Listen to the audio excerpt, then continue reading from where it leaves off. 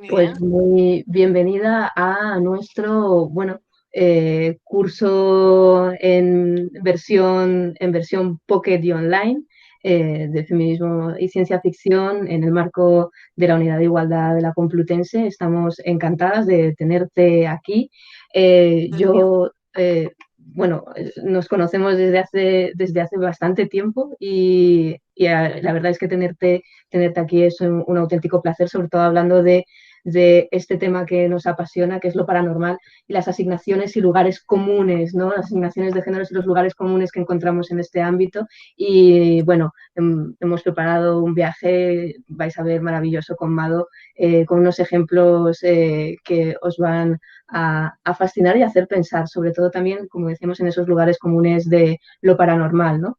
Y hablábamos a la hora de ir hilvanando esta sesión sobre el tema de las investigadoras de lo paranormal en nuestro marco periodístico heterodoxo.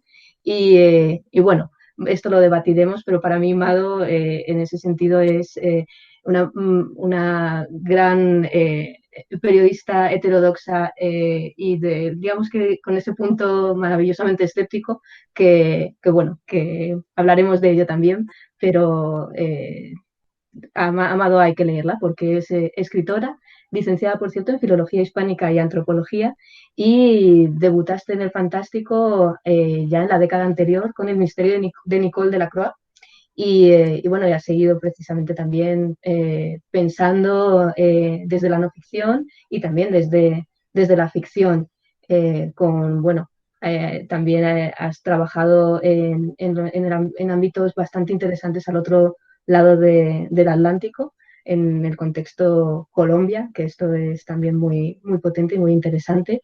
Y bueno, también resaltar eh, la que fue una de tus investigaciones, que me parece también muy, muy potente y desde perspectiva feminista, que es tu trabajo sobre René Vivien y la relectura de la mujer fatal y otros aspectos en Un Femme Mapagot, allá tiempo ha pasado. Entonces, que estamos encantadas de tenerte aquí y coméntanos tú este viaje, por dónde lo vamos a empezar. Pues mira, me interesaba empezar para hacer como una especie de círculo, para ir cerrando el círculo, con el tema de la mediumnidad y el espiritismo. Porque bueno, hay esta corriente que empezó en Estados Unidos con la corriente espiritualista, las hermanas Fox, que luego, bueno, posteriormente se demostró que era un fraude, ese fenómeno alrededor de las mesas parlantes, ¿no? De ponerte a hablar con los espíritus, esa época de ectoplasmas, ¿no? De materializaciones de espíritus, ese fenómeno que llamó la atención incluso de auténticos premios Nobel, ¿no? Que se acercaron ahí a investigar el fenómeno. Es interesante porque, bueno, en su viaje hacia Europa llegó a Francia y un pedagogo llamado Allan Kardec lo sistematizó y creó lo que hoy conocemos como la corriente espírita o espiritista, y de Francia llegó a España. ¿Qué pasa? Que en aquellos entonces el espiritismo y la mediunidad, encarnada casi siempre por personajes femeninos, ellas eran las mediums, fue algo auténticamente revolucionario, no solamente porque se hizo un auto de fe en Barcelona y quemaron todos los libros y revistas de espiritismos habidos y por haber, ¿no? Estamos hablando de segunda mitad del siglo XIX hasta bueno, casi primera mitad del siglo XX, hasta la Guerra Civil Española. Bueno, pues ahí España tuvo un papel muy importante, no solo en la cohesión del fenómeno del espiritismo a nivel internacional. De hecho, los primeros congresos espíritas mundiales del mundo se celebraron en España y a iniciativa española, sino por las damas del espiritismo, por las damas del espiritismo, nunca mejor dicho, y en concreto por Amalia Domingo Soler y figuras como ella, que divulgaban el espiritismo desde los púlpitos o desde esas mesas parlantes en esa época de salones de té, de escribirse cartas, de celebrar congresos, de reunirse en las sedes espíritas. Y es interesante porque en estos congresos, atención, que en los congresos de Barcelona, los primeros congresos espiritistas que se celebraron en España, asistían la flor y nata del mundo intelectual, hasta Arthur Conan Doyle y su mujer, que también era medium. Esto era muy curioso. y sus relaciones con el feminismo son muy potentes. ¿Por qué? Porque sacan a la mujer de la esfera de lo privado y la sitúan en lo público, en un púlpito.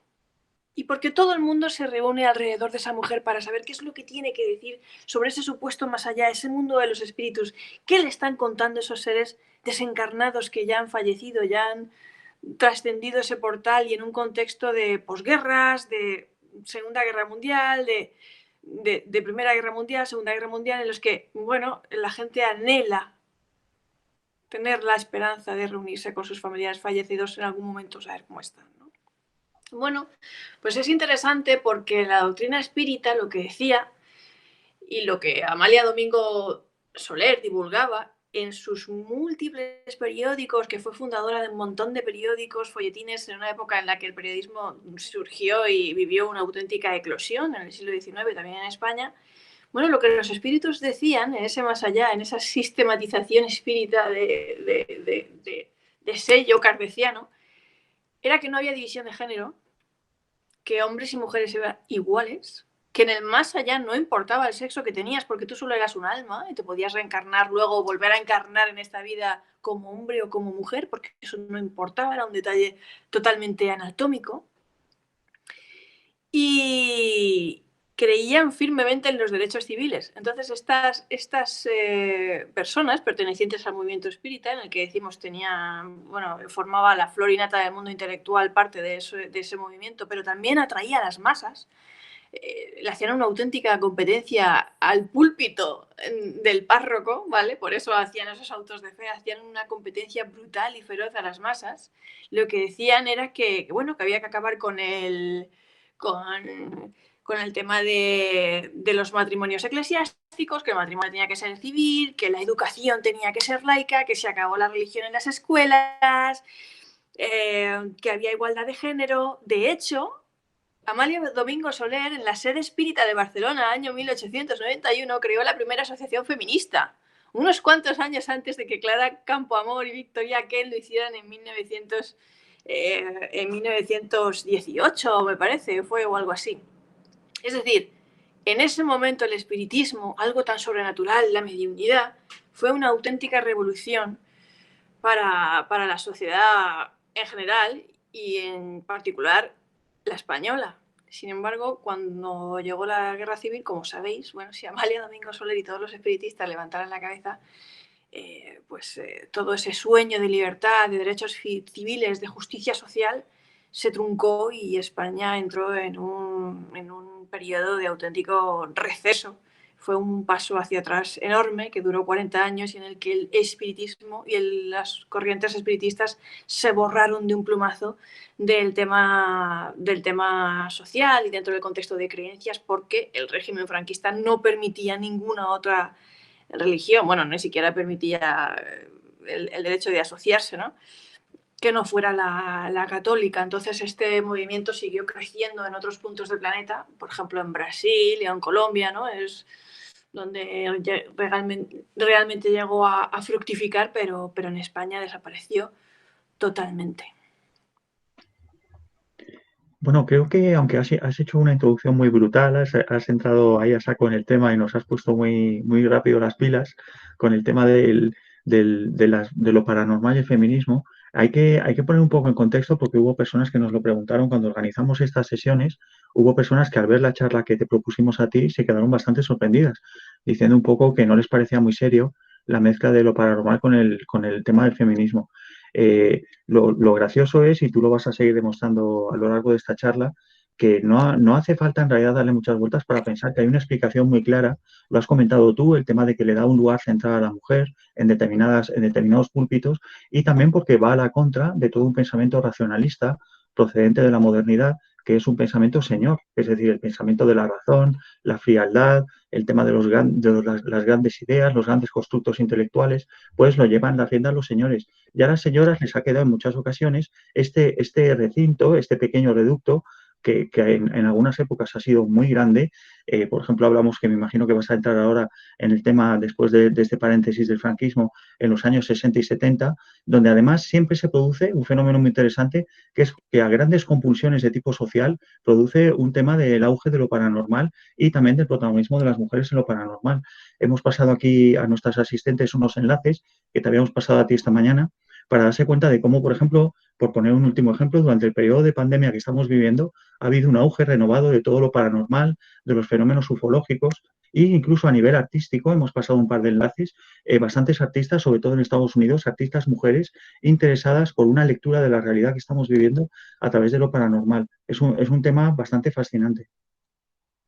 Y antropológicamente tiene sentido. De la misma manera que los discursos extremistas tienen auge en momentos de crisis y de incertidumbre, la moda paranormal o la tendencia paranormal o creencias o de repente que la gente empiece a especular sobre todo tipo de conspiraciones o teorías o eventos sobrenaturales, también tiene auge en momentos de gran incertidumbre, de crisis, como decíamos, momentos de guerra, posguerra, más allá, en la que la gente está perdida, no le encuentra un sentido a nada. Estamos hablando, por ejemplo, cuando hemos hablado del siglo XIX, y cuando se produjo el auge del movimiento espírita, había una gran decepción. La gente ya no estaba tan por la labor de creer en Dios, esa vida resignada, faltaban respuestas, no le daba lo que la gente quería, ¿no? ¿Por qué existen también los santos populares, ¿no? Porque la Iglesia no les daba las respuestas que ellos necesitaban algo más práctico, algo del día a día, y sobre todo la gente a veces lo que necesita en momentos de incertidumbre es que algo tenga sentido, ¿no? Todas estas teorías de corrientes, de conspiraciones, de pactos con los alienígenas, de alienígenas buenos, alienígenas malos, los que están dominando a la Casa Blanca y los que en realidad siempre son batallas del bien y del mal, con las que uno pretende sacar o extraer una teoría de que realmente pues existen esas batallas que antes trasladábamos al campo de los ángeles y los demonios, ¿no? Y que siempre al final triunfará el bien, porque el cerebro humano, ese cerebro de Homo sapiens que tenemos, no se resigna a que las cosas pasen porque sí y no tengan un sentido y que no haya una realidad última, trascendental. Nosotros estamos hechos para funcionar, para buscar esa realidad última, trascendental. Es así, tenemos ese cerebro de Homo sapiens de la misma manera que estamos preparados para tener experiencias místicas y estados alterados de conciencia, o como muy bien decía William James, ese padre de la psicología que escribió Las variedades de la experiencia religiosa, que es un manual de cabecera de la psicología, muy usado también en la antropología de la religión. A veces nosotros tenemos experiencias místicas simplemente porque necesitamos tenerlas, es decir, ¿por qué vemos de repente a un familiar fallecido que viene a despedirse de nosotros y a lo mejor nos hemos asustado tanto o lo que sea?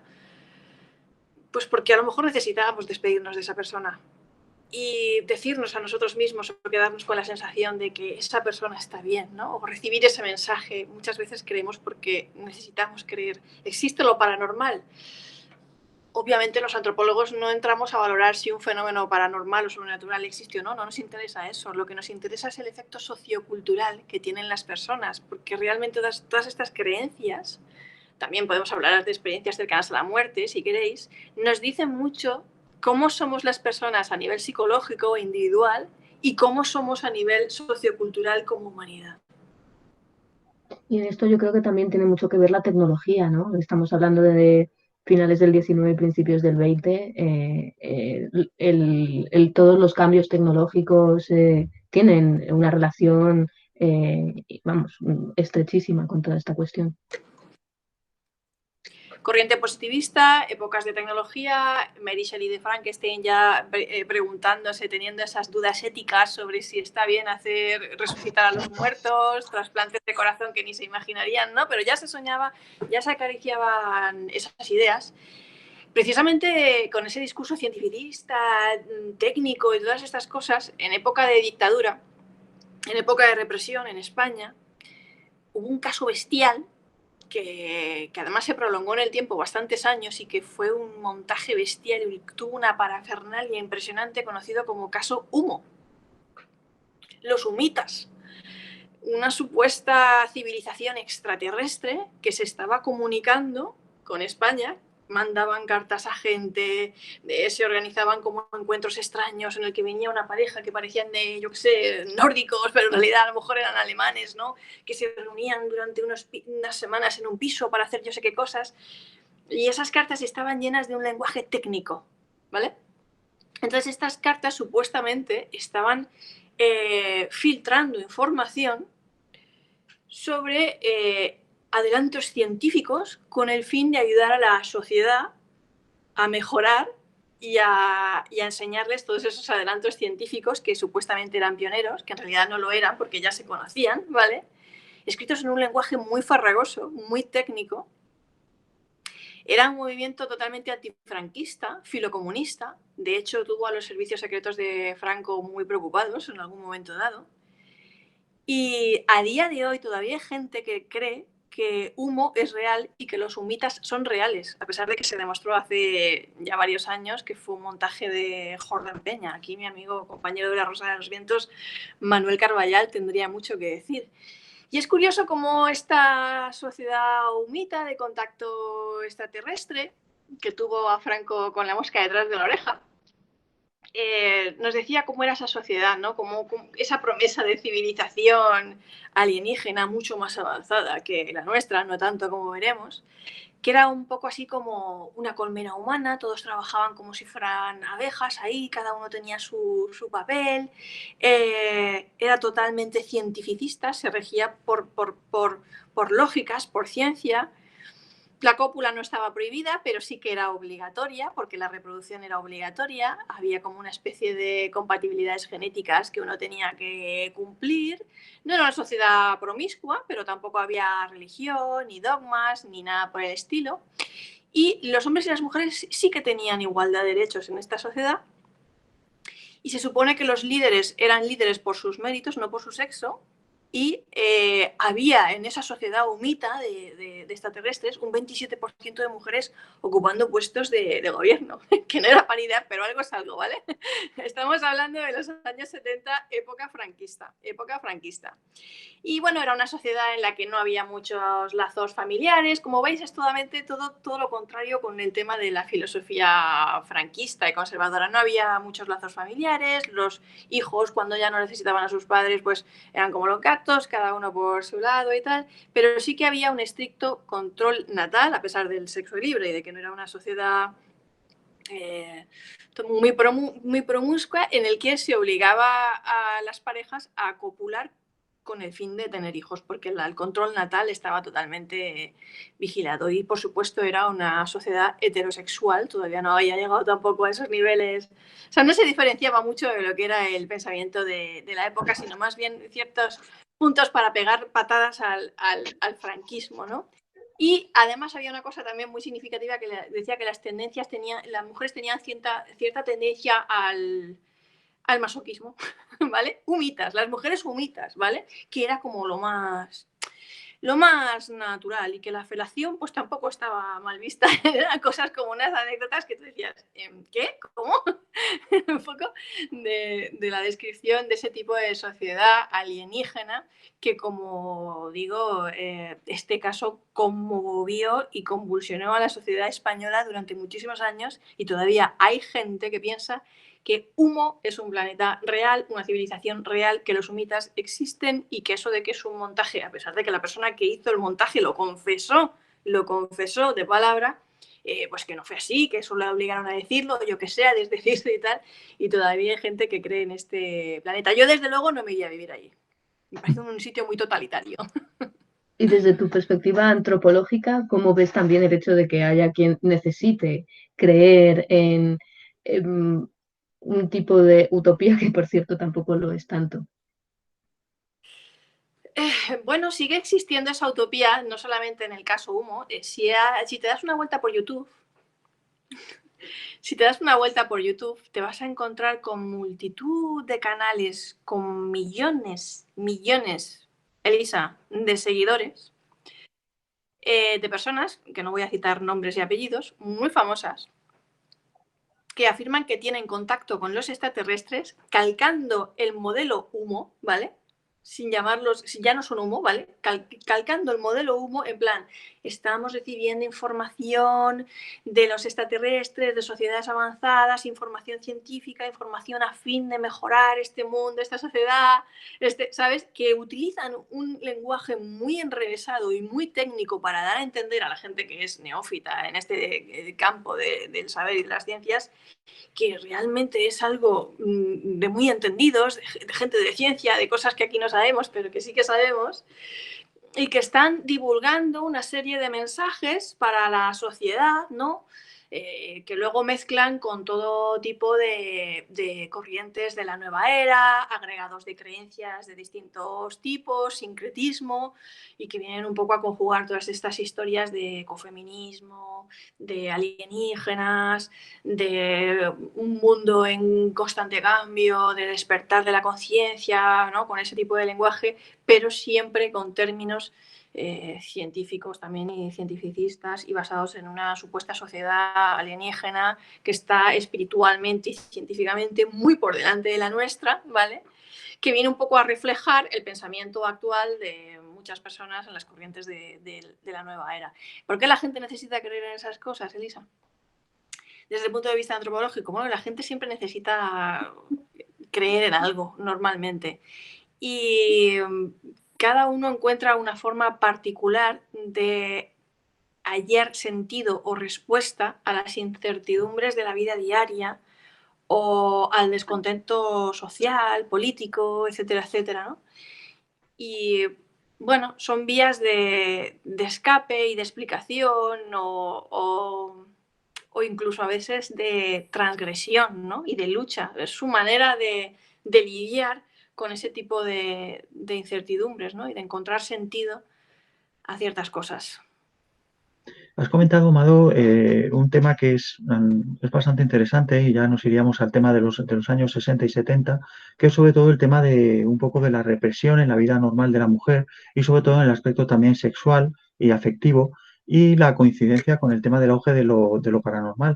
Hay que acordarse también de que en el auge primero que has descrito de los temas paranormales también está Freud de por medio y los fenómenos supuestos de neurosis y de histeria, que al fin y al cabo también es una manera de medicalizar y racionalizar la condición sexual de la mujer. Y en los años 60 y 70 se produce también ese fenómeno.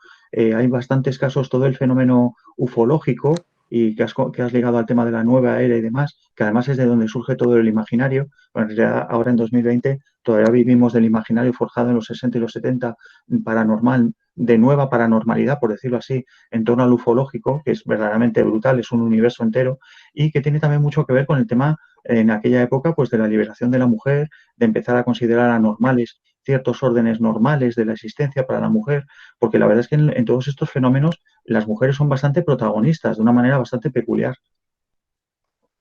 Sí, por ejemplo, en el caso de las humitas, las mujeres humitas es algo muy significativo. No tenían himen, es decir, no existía la virginidad, ¿vale?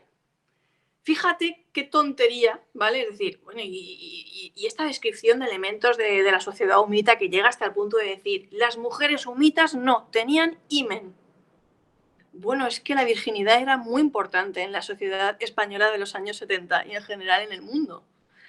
Sigue siendo importante en algunos contextos del siglo XXI dentro de nuestra sociedad, ¿no? Como pueda ser pues, la sociedad gitana o otras sociedades muy cercanas y próximas vecinas a nuestra sociedad española.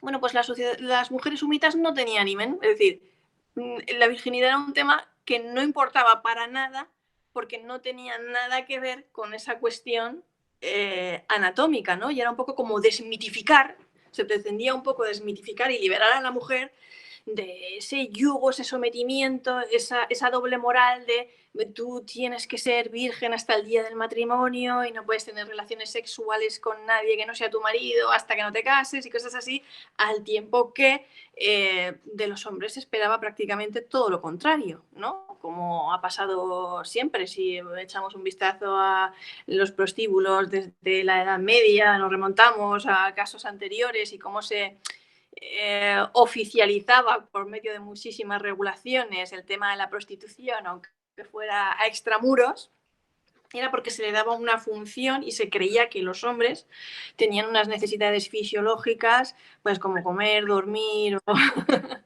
que debían de saciar con una serie de mujeres que no eran las buenas o las honradas o las mujeres de bien, ¿no? Sino que normalmente, por ejemplo, en la Edad Media, ¿quiénes eran? Pues las musulmanas, las moras de la morería, huérfanas, personas en riesgo de exclusión social, o que las maltrataban en casa, o que las pegaban, que huían y que se encontraban en una situación de absoluto desamparo y acababan practicando y ejerciendo la prostitución.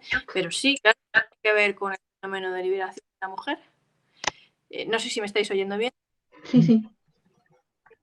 Que claro también... que tiene que ver con el fenómeno de liberación de la mujer, porque la mujer llegaba a unos puntos de represión de su sexualidad y de poder sentirla y de poder que era realmente pues de volverse locos, ¿no? Y de no poder sentir y expresar realmente cómo se sentía en ese sentido, tanto emocionalmente como sexualmente. Entonces es muy significativo, por ejemplo, que este movimiento disfrazado, este caso de alienígenas, caso humo de sociedad alienígena, de civilización adelantada, que venía un poco a plantar semillitas, mandando cartas y montando escenarios y cosas en la sociedad española de los 70, aclararse ese punto tan especial de decir, las mujeres humitas no tienen himen, es decir, la virginidad, ¿qué mierda es eso?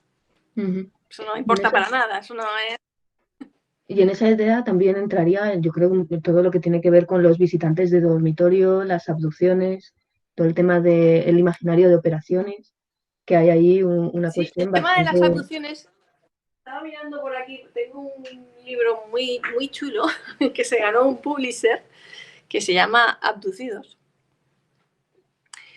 El tema de las abducciones es interesante porque durante muchísimo tiempo se ha relacionado con temas de, bueno, de abusos sexuales, de cómo ciertas mujeres han lidiado contra el trauma de una violación o de un abuso sexual, incluso en la infancia, por ese mecanismo psicológico y antropológico que nos permite, bueno, transformar una experiencia que nos hace demasiado daño en algo que no nos lo hace tanto. Una forma de explicarnos qué es lo que ha pasado sin que nosotros no lleguemos a sufrir tanto. Es decir, si a mí me han violado de pequeña y yo eso lo entierro en un rincón muy, muy, muy, muy oscuro de mi mente porque a mí me hace mucho, mucho, mucho, mucho daño, y yo interpreto que lo que pasaba es que yo sufría visitas de visitantes de dormitorio o que venían los alienígenas y me abducían, ¿vale? Es algo muy complicado, pero me puede hacer mucho menos daño que si yo me reconozco a mí misma que mi padre me violaba, ¿vale? Sin embargo, hay un psiquiatra, John Mack, que prestó muchísima atención también al caso de los abducidos. Él no estaba del todo de acuerdo con las teorías de que todos los casos de abducciones tuvieran que ver con ese velamiento, con estas historias de abusos sexuales, pero sí que hubo una parte importante de relatos y de casuística de abducciones y de visitantes de dormitorios muy relacionados exactamente, como habéis mencionado, con el tema de los abusos sexuales y se producía por ese mecanismo que acabo de mencionar, ¿no?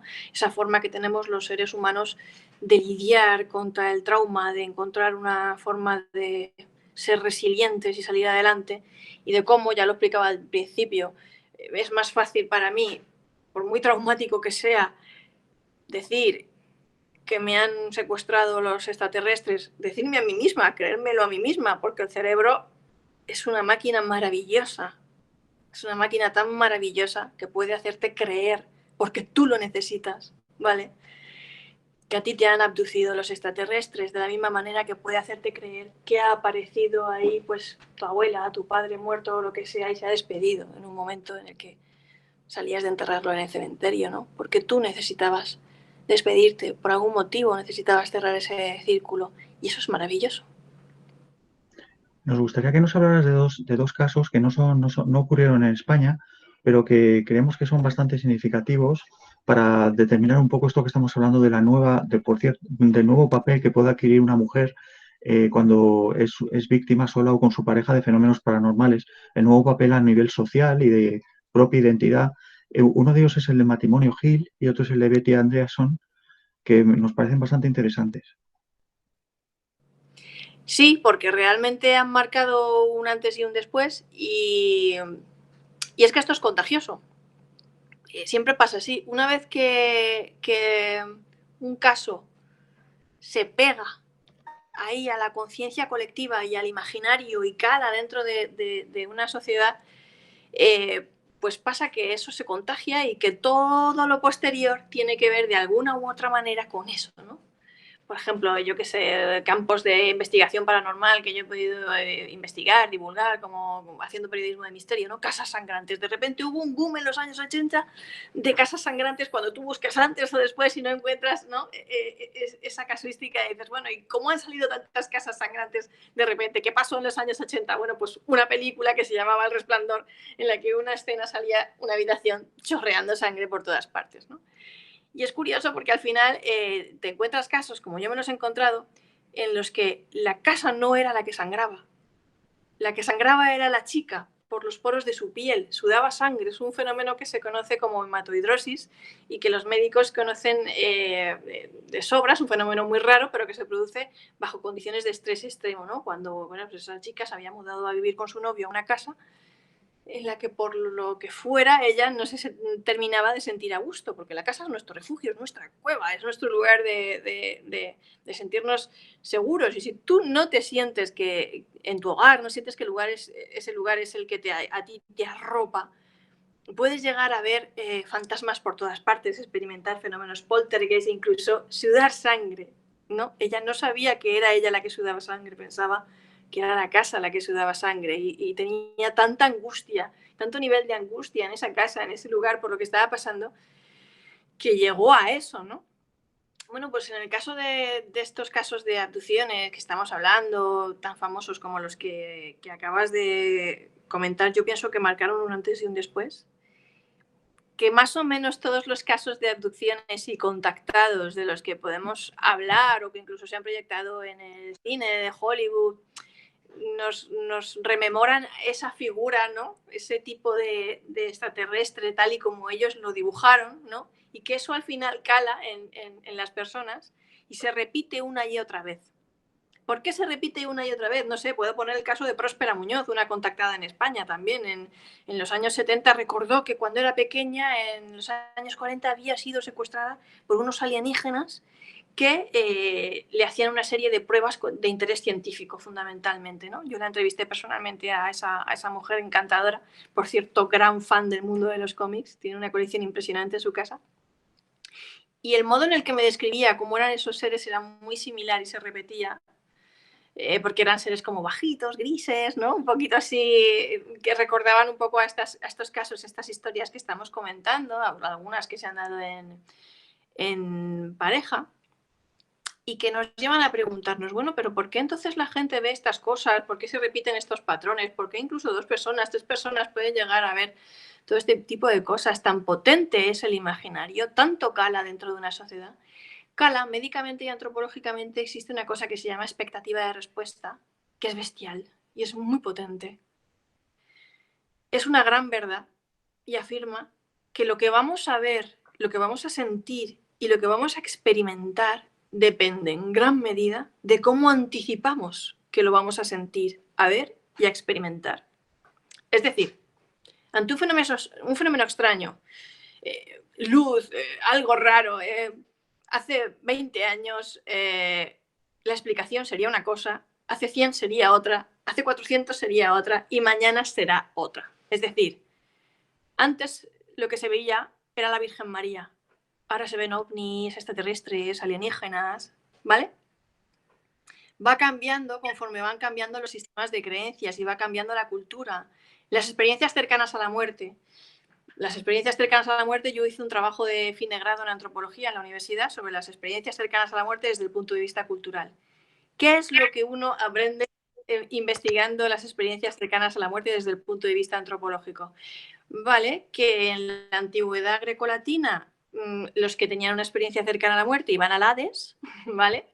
y al inframundo y se encontraban con deidades griegas y latinas que en el pasado las judio-cristianas, juicios finales de si te has portado bien o te has portado mal en este mundo, eran muy habituales en ciertos contextos, que los mayacho-ortis y los mapuches tienen experiencias cercanas a la muerte llenas e impregnadas de elementos culturales propios de su cultura y que a partir de los años 70, 80, pero más recientemente en nuestra era, son como muy New Age, da igual lo que hagas aquí, puede ser el mismísimo Hitler, que nadie te va a juzgar porque todo es amor en el otro lado, e incluso empieza a haber muchísimas experiencias cercanas a la muerte en la que el encuentro con seres es con seres alienígenas, ya no te encuentras Cristo ni nada de eso, ¿no? Pero me llama mucho la atención una de un niño de 4 años que era hijo de un párroco estadounidense.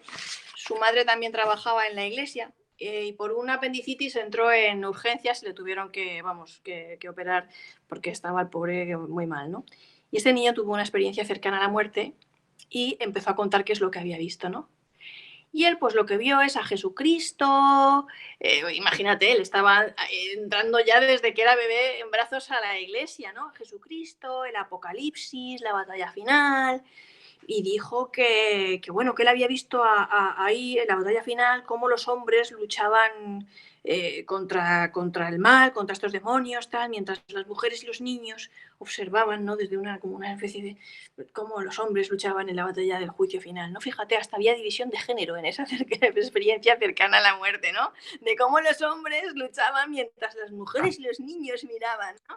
Y eso es muy peligroso cuando a raíz de una experiencia cercana a la muerte o este tipo de fenómenos sobrenaturales, eventos que una persona interpreta como que, bueno, yo he estado en el más allá, yo puedo decir que esto es así porque estaba Jesucristo así, por lo tanto confirmar una creencia, confirmar el cristianismo y que los que no estaban de parte de Jesús perecían, porque también lo llegó a decir, bueno, cosas muy gordas y con muchas implicaciones es peligroso porque eso es hacer proselitismo y desde luego es recalcar ciertos patrones, ciertas creencias o ciertas posiciones extremistas que creo que no son positivas para nadie, ¿no? Pero bueno, cada uno lo interpreta a su manera y el más allá siempre ha sido, siempre es y siempre será, como el mundo de los ovnis y todo esto, el más allá de cada cual. La experiencia es real, la gente la tiene, ¿vale? Pero es una experiencia totalmente cultural. Creo que hay un personaje que me gustaría, antes de que se nos vaya el tiempo, porque las historias son tan buenas, la verdad, que se nos va a ir el tiempo sin tratar la mitad de ellas. Quería, aunque es difícil hablar de realidad y ficción en estos temas de lo que estamos hablando, porque como tú has dicho, es cuestión todo un poco de lo que uno necesita creer al respecto de un fenómeno, me gustaría sacar a un personaje de ficción que creo que es muy importante por muchas razones, pero creo que en el contexto de esta charla adquiere una dimensión muy interesante, que es la agente Scully. Y aquí ya me podría retirar y dejaros a vosotras dos solas, porque creo que sois igual de fans de Scully, pero que en el contexto, insisto, de esta conversación me parece muy interesante, porque Scully representa la razón, aunque en el fondo desea creer en todo lo que le propone Mulder en la famosa serie de Expediente X. Entonces, quería que nos comentaras un poco o un mucho, y ya te digo, perderte con Elisa, con Scully, porque creo que es un personaje que da muchísimo para escribir a propósito de esta lucha de una mujer integrada en el sistema, integrada en la razón, pero que en el fondo está obviamente insatisfecha, es una cínica, es una escéptica, etcétera, etcétera. Y que luego además es cómo es percibida en toda la evolución a lo largo de las 10 temporadas más las de este siglo, que también incluso tiene podríamos decir, muy cerca del milenio, y ahí podríamos hablar de hasta qué punto afectó a la serie y bueno, la otra serie que tenía el propio creador, Millennium, en la codificación o en la evolución de Scully, con un episodio que incluso guionizado y dirigido por ella. Hay un momento en el que quiere creer a su manera, que también es bastante curioso, desde luego, ¿no? Hay al final como una mezcla de razón y un tipo de percepción, podríamos decir, no sé si intuición con lo asignado a género que está eso, pero que es curioso, ¿no? Es interesante también por hablar de una evolución en los 90, cómo influyó a toda una generación, cómo nos influyó a toda una generación de frikis y desde luego también cómo abrió ese ámbito simbólico, ¿no? Esa codificación simbólica con cierta tensión. Hago un pequeño inciso para decir que encima en los 90, que es otra gran época paranoica, todavía no lo suficientemente estudiada, en una época de bonanza económica y social sin precedentes en Occidente, que además había caído el muro de Berlín, era como la victoria absoluta del capitalismo, hay un gran auge de la paranoia y de hecho Expediente X en la ficción es uno de los exponentes máximos de la paranoia de los 90, que es un fenómeno muy, muy interesante. Y bueno, y con la paranoia, pues, al menos sabiendo un poco yo creo que Scully dónde estaba, ¿no? Es la bomba por muchos motivos. Pues ahí vamos a ello, Mado.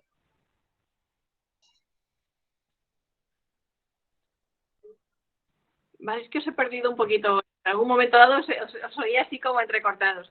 Pero yo creo que Scully es la bomba por muchos motivos. El primero de todo es que ella surge en una época en lo que lo veíamos en la tele eran los vigilantes de la playa. Y la heroína protagonista femenina por excelencia en aquella época era Pamela Anderson.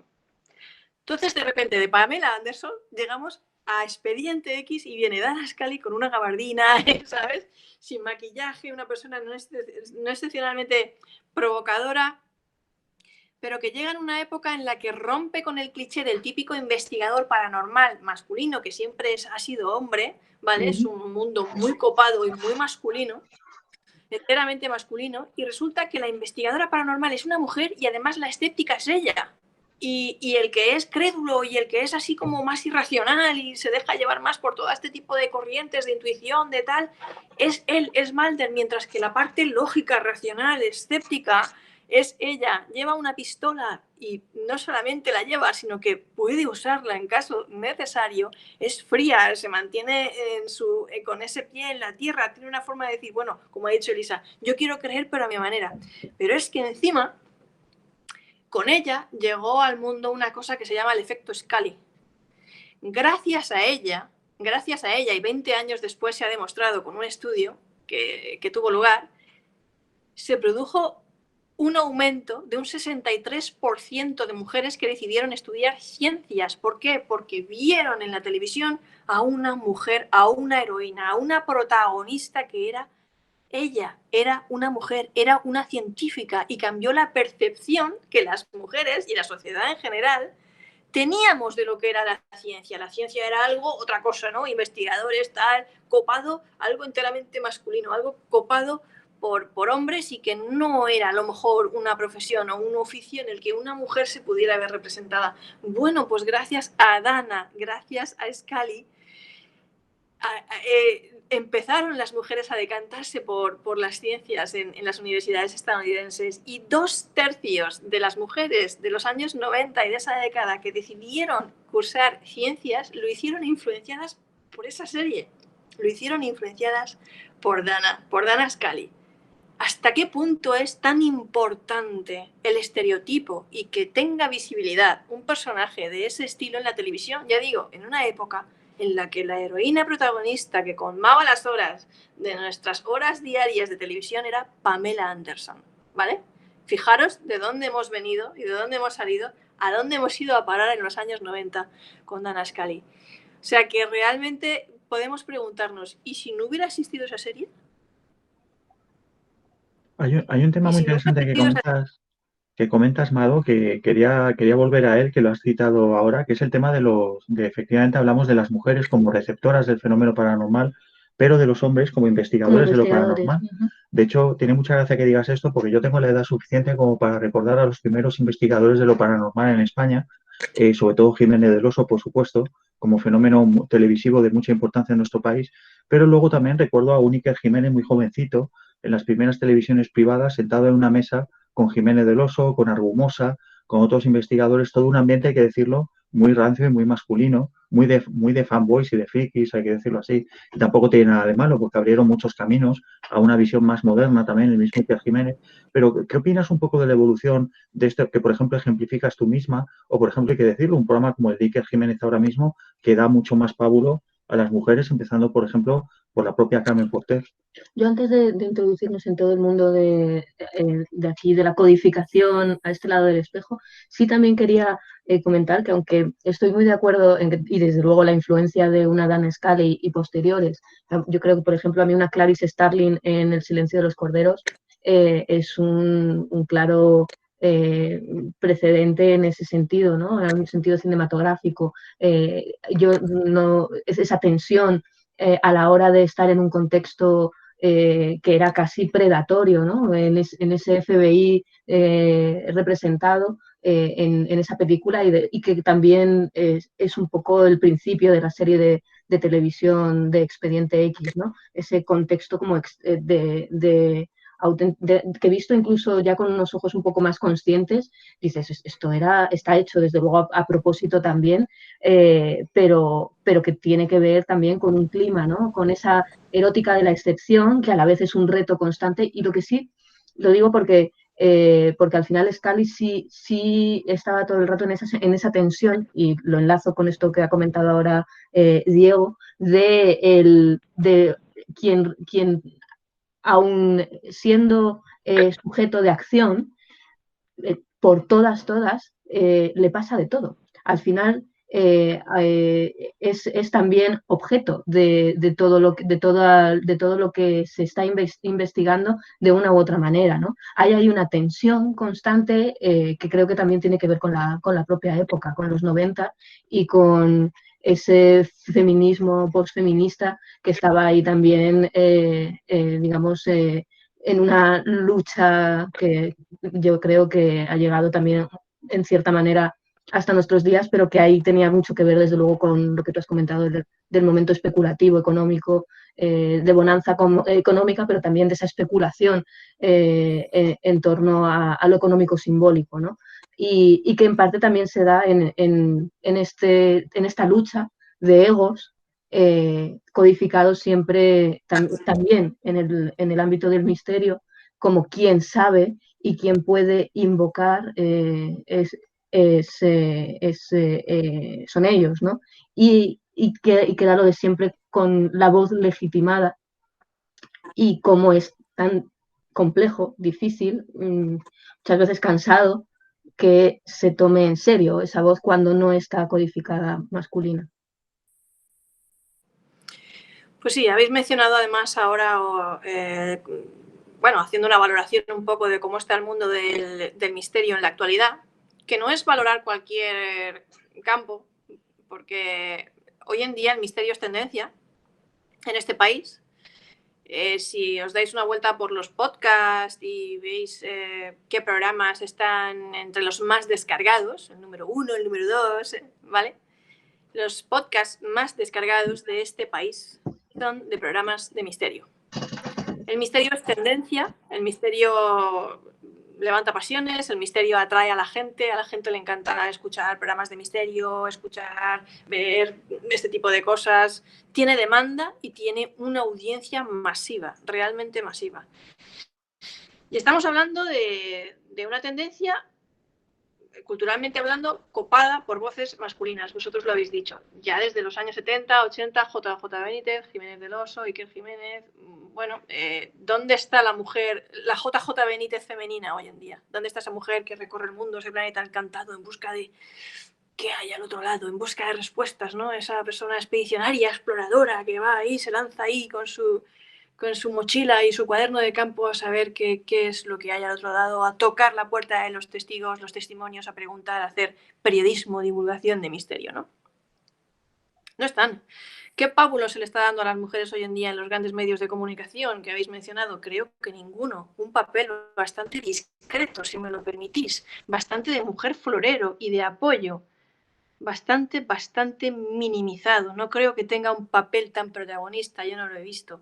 No lo he visto. Creo que el papel que está teniendo la mujer dentro del mundo del misterio o las pocas voces o caras que estamos viendo son muy discretas y no se les está dando el protagonismo que merece. Y yo no sé de quién es culpa, la verdad. Y al igual hay veces que también en estos programas de máxima audiencia, cuando vemos a una mujer a la que se le dedican horas de seguimiento y que, bueno, pues siempre es la medium de turno que llevan al sitio a ver si es que ahí hay fantasmas o no hay fantasmas. Qué tópico y qué estereotipado, ¿no? Que sigamos volviendo a ese tópico tan anquilosado y tan anacrónico de la mujer como, bueno, ahí la irracional, la que está en contacto con los espíritus, la medium, pero no la que va de periodista o no la que va de exploradora como es el mundo o adentrarse en esas zonas tan remotas y tan recónditas del planeta a ver o a ser testimonio o a filmar un ritual vudú, ¿no? No creo que esos sean unos papeles muy empoderados para la mujer en el mundo del misterio, o por lo menos me parecen figuras bastante alejadas de esa imagen de empoderamiento que yo tengo en la mente, como pueda ser, pues eso, es decir, ¿dónde está el JJ Benítez femenino, ¿no?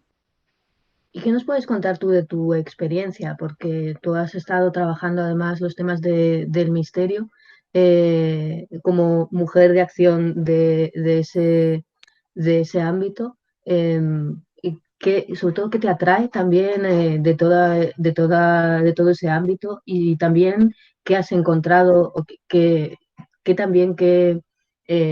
lugares comunes y respuestas que también no tienen que ver muchas veces con lo que creemos que vamos a encontrar ahí?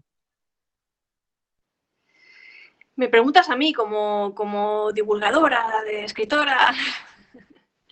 Sí. Bueno, lo cierto es que yo me da mucho corte hablar de mí. Creo que ya te lo he comentado en alguna otra ocasión. Perdón por la encerrona. Pero de forma muy humilde, pues a lo que me he dedicado siempre es a...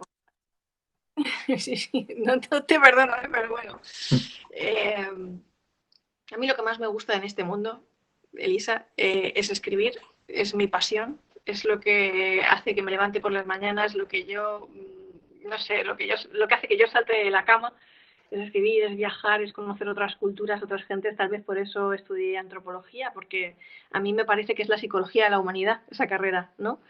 Y siempre me ha gustado la psicología, pero la antropología me parecía que era como la explicación de somos más que humanos y por qué somos humanos y la explicación de por qué nos comportamos así en unas culturas y en otras de otras maneras, los estereotipos, los convencionalismos, la retórica, ¿no? La retórica cultural. Y, y bueno, pues en ese deambular y en ese ser curiosa, que siempre he sido un poco gato en ese sentido, un poco mujer gata, siempre he querido saber qué hay al otro lado de la puerta, pues he ido recorriendo el mundo y he ido entrevistando gente y he ido investigando casos y fenómenos, ¿no? Que a mí me han llamado siempre o me han despertado la atención siempre y me han producido mucha curiosidad, como el caso de las experiencias cercanas a la muerte, más de una década investigando las experiencias cercanas a la muerte. Yo sé que soy a lo mejor dentro de lo que es el mundo del misterio y también por el ámbito académico del que procedo, un poco bipolar y siempre me llevo cachetes de izquierda a derecha, porque en el mundo del misterio propiamente dicho, soy una escéptica, ¿vale? Y en el mundo de los escépticos, científicos y tal, soy una magufa o una crédula y tal, ¿no? Entonces me encuentro hostias de izquierda y de derechas, ¿no? No soy nada de eso, soy la duda personificada, siempre he dudado, siempre dudaré y bueno, después de tantos años investigando el mundo de los fenómenos paranormales, experiencias cercanas a la muerte, poltergeist, fantasmas, etcétera, etcétera, yo no he llegado a ninguna conclusión. Eh, Nunca he podido decir ni manifestar, pues sí existen los fantasmas o no existen los fantasmas, existe el más allá o no existe el más allá, porque cuando tú investigas algo tantos años y a conciencia, lo que suele pasar es que cada vez que desvelas una pregunta y obtienes una respuesta, te surgen 1000 preguntas más. Con lo cual los investigadores, al final, tú lo sabrás, vosotros lo sabréis, en el mundo de ámbito de la academia, acabamos con muchísimas más dudas de las que teníamos al principio y al final acabamos reconociendo que no sabemos nada, ¿vale? O que estamos otra vez en un callejón sin salida. Para llegar a eso, pues hay que pasar muchos años investigando. Cuando empiezas a investigar, cuando eres joven, eres un poco Quijote y a lo mejor un poco más crédulo y más idealista, ¿no? Y piensas que, uy, que puede existir algo y tal, y conforme van pasando los años te vas volviendo, pues eso, un poco poco cada vez pues más escéptico, menos crédulo, o a lo mejor no es esa la palabra, sino en definitiva más dudoso, ¿no? Y con muchas, muchas dudas. Yo lo que tengo y mi conclusión de todos estos años investigando, haciendo periodismo de misterio y haciendo periodismo científico, ¿vale? Por esto de que soy muy bipolar, escribiendo para la revista Muy Interesante, haciendo una sección de ciencia todos los fines de semana en el programa La Rosa de los Vientos de Onda Cero, porque también divulgo ciencia y tengo esa conjunción bipolar dentro de mí, aunando estos aspectos, pues es que al final lo que prima y lo que creo que siempre más prudente es la duda, que la duda es lo que mueve también a los investigadores a que sigan haciéndose preguntas, que el misterio es una palabra muy bonita precisamente porque hace que la gente sea curiosa y animo a la gente a que se lance a investigar y a curiosear y a querer saber qué hay al otro lado de la puerta y a no desistir, porque al final con eso te nace una cosa muy bonita que se llama juicio crítico y aprendes a pensar y aprendes a ser crítica con toda la información que tienes y sobre todo pues a darle una explicación y a valorarla dentro de un contexto muy valioso, porque si hay algo que yo creo que es incalculable, por todos estos testimonios de experiencias cercanas a la muerte, avistamientos ovnis, relatos de fantasmas, de brujería, es que forman parte de nuestro patrimonio cultural y hay que recopilarlos y hay que investigarlos y hay que explicarlos antropológicamente, psicológicamente y como sea, porque forman parte de nuestro patrimonio cultural, porque es algo súper valioso y porque dice muchísimo de cómo somos las personas a nivel psicológico, individual, para entendernos a nosotros mismos, pero también a nivel social, colectivo, como humanidad. Es algo sumamente bello, es bellísimo y nos explica cómo funciona la sociedad, cómo ha funcionado el mundo desde que el hombre es hombre, el Homo sapiens, desde las cavernas hasta ahora, y cómo funcionan los sistemas de creencias.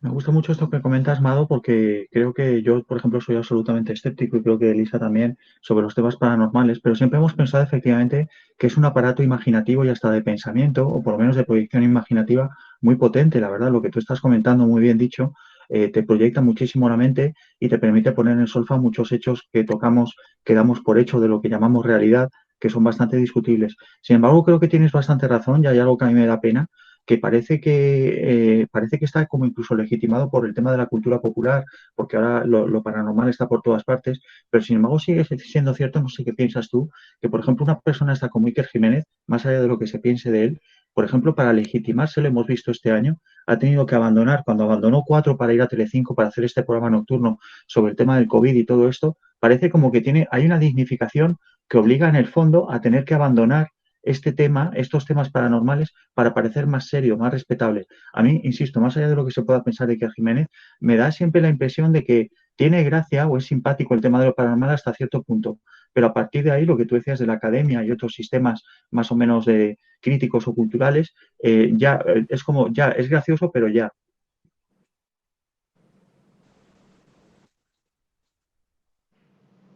Perdón, no te he oído lo último que has dicho. No, que lo paranormal, por decirlo así, al final se llega a la conclusión de que tiene gracia durante un tiempo, vale, está bien hablarlo y todo eso, pero tampoco llevarlo muy allá porque se pierde toda credibilidad o vamos, que conviene dejarlo un poco en el fondo como con un tono irónico o de broma. Yo diría que incluso también hay una cierta domesticación de determinado ámbito.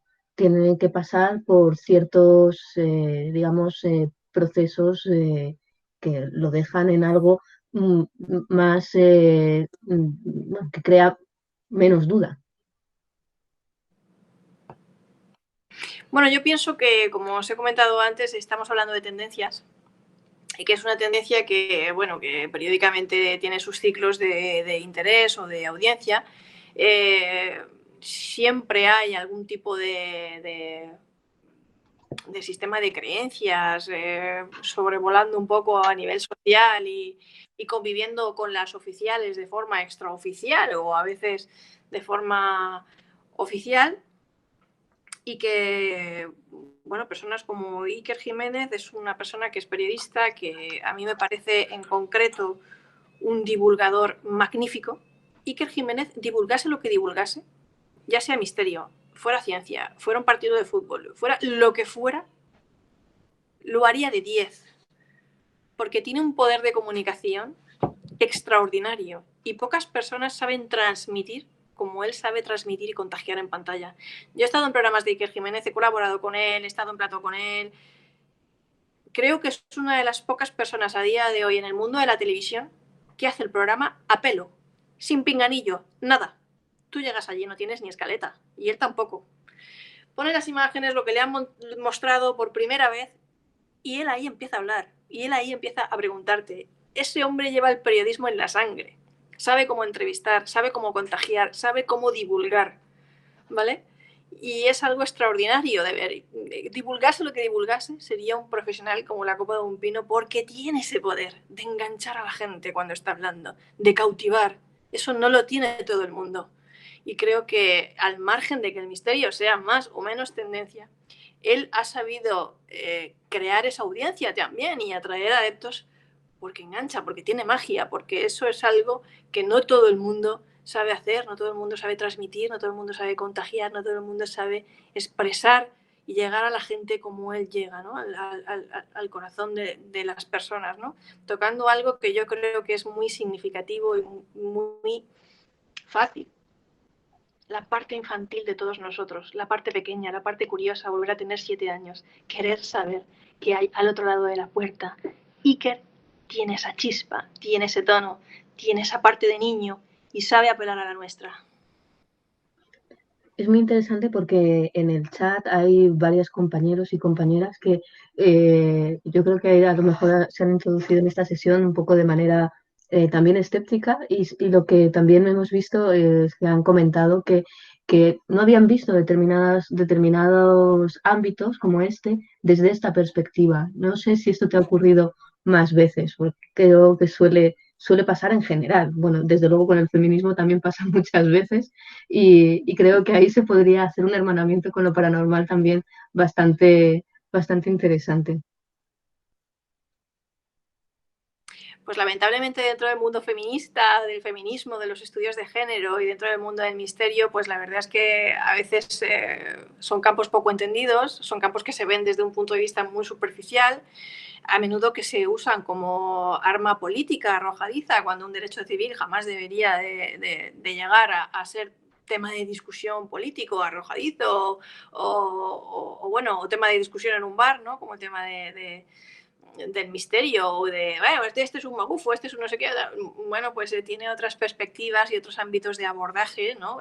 Más interesantes, categorías analíticas que desmenuzar, más allá de lo que solemos ver en las redes sociales y que hacen que la gente se dencante de uno u otro lado como si esto fuera un partido de Barça o Madrid, ¿no? Que hemos llegado hasta esos puntos, yo creo, en la sociedad a polarizarnos de forma peligrosa, casi diría yo. Creo que también por los sesgos de confirmación que promueven el estar informándonos y el estar constantemente pasando horas en redes sociales, en vez de tener información más variada, más rica, más heterogénea, aunque sea contraria a nuestro perfil de gustos. ¿Y qué es lo que hace que la gente al final tenga unas ideas muy superficiales, muy banales y muy polarizadas de temas pues tales como el feminismo, la política, el misterio y todos estos ámbitos, ¿no? El mundo en el que vivimos y tendremos que luchar contra ello y reinventarnos y solucionarlo, porque me temo que si seguimos así, hasta la democracia está en peligro como sigamos polarizando el discurso en estos sentidos y poniéndonos del lado del Barça o del Madrid, tanto a nivel político como en temas de feminismo, cuando en realidad esto no se trata de fanatismo ni de creencias, esto tiene unas categorías analíticas. Yo hace poco me acuerdo que puse una torre de libros de estudios de género que tenía del departamento de la Universidad de Alicante, de cuando empecé a estudiar mis estudios de género, y me daba mucha pena porque yo dije, esto es conocimiento y se estudia en la universidad. No es ideología. No es ideología. No es ideología. Los estudios de género son conocimiento y se estudian en las universidades y no deberían ser el circo y la cháchara del bar ni la discusión política. Yo no sé si alguno de las compañeras y compañeros nos ha dejado algún mensaje en el chat. No sé si también, Mado, con esta sesión que nos has traído hoy, yo creo que estás investigando, pero no sé si puedes comentar sobre los temas en los que estás ahora o hasta qué punto en lo que estás trabajando podrías trasladarnos. Pues ahora mismo estoy escribiendo un ensayo histórico que tiene que ver mucho con las mujeres, que se titula Putas, brujas y locas, ¿vale? No. Y sí, y ese ensayo, y yo me imagino que por primavera o algo así saldrá publicado, es una de las cosas en las que estoy trabajando. Y más ampliamente, pues ya sabes que yo, pues mi pasión siempre ha sido escribir el mundo de la ficción, y ahora mismo pues estoy desarrollando pues temas de eso, de crear contenidos audiovisuales, guiones, películas, libros, novelas. Vale. Siempre dentro del género fantástico, que es donde yo pues, normalmente me siento más cómoda, ¿no? Creando esos mundos de ficción en los que, bueno, los personajes femeninos también tienen su punto, ¿no? Y los masculinos también. Es verdad, eso es cierto. Siempre han estado ahí en un punto siempre muy, muy complejo. Yo recuerdo además, hace ya una década, Amado, nos estamos haciendo mayores, en una feria del libro en la que precisamente comentábamos esto, hasta qué punto. Yo recuerdo que yo ahí discutía más vehementemente con el tema de que sí, que el poder y el género tienen un tema como muy clave, y tú me hablabas precisamente de que siempre había que tener cuidado con el tema del poder, porque el poder siempre es poder. Desde luego están las codificaciones, está el género, desde luego, y a nivel histórico es evidente cómo se han repartido las asignaciones, pero que también había que siempre que ser muy rigurosas a la hora me acordaré, vamos, porque lo he pensado mucho en este tiempo, desde luego, ser muy rigurosas con el tema precisamente de lo que hay que tener muy claro es cómo se codifica ese poder, teniendo en cuenta que ahí es donde están los riesgos, ¿no? No es quién lo tiene o quién no, sino cómo se puede hacer para que esté lo más repartido posible, ¿no? Pues me conmueve que te acuerdes, tienes una memoria prodigiosa, pero además es que me conmueve que te acuerdes, que lo recuerdes, porque esa conversación la tuvimos hace muchísimos años. Muchísimos años, y sigo manteniendo lo que dije, y sigo pensando que sí. Y una de las formas de dinamitar esas bipolaridades o dinamitar ese canon establecido de poder, pues la tenemos en la literatura. Creo que un escenario maravilloso para crear, para soñar y para hacer ver que otros mundos son posibles, porque creo que el escenario de la literatura fantástica y la ciencia ficción nos da esa posibilidad a magnitudes muchísimo más amplias que a lo mejor dentro de otros géneros literarios, ¿no? El mundo de la ciencia ficción siempre nos permite ser más rebeldes, más subversivos, soñar 1000 veces más, y adelantarnos a una época o a una sociedad o a una serie de cosas sin temor a que pase nada, porque como es ciencia ficción o es género fantástico, ¿no? Pero ahí está, ¿no? Y al final creas figuras y creas papeles y creas estereotipos que poco a poco van calando y nos hacen preguntarnos que por qué son las cosas así, no pueden ser de otra manera, a lo mejor pueden ser de otra manera. Pues, Mado, muchísimas gracias. Vamos a ir cerrando la sesión de hoy con Mado Martínez, que ha sido un auténtico lujo y un placer.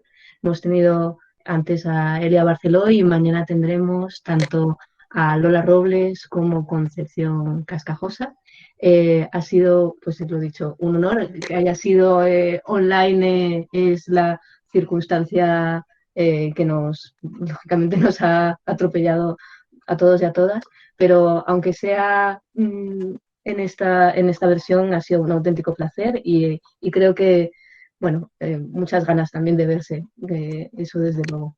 Muchas gracias, Mado. El placer ha sido mío, lo he pasado genial.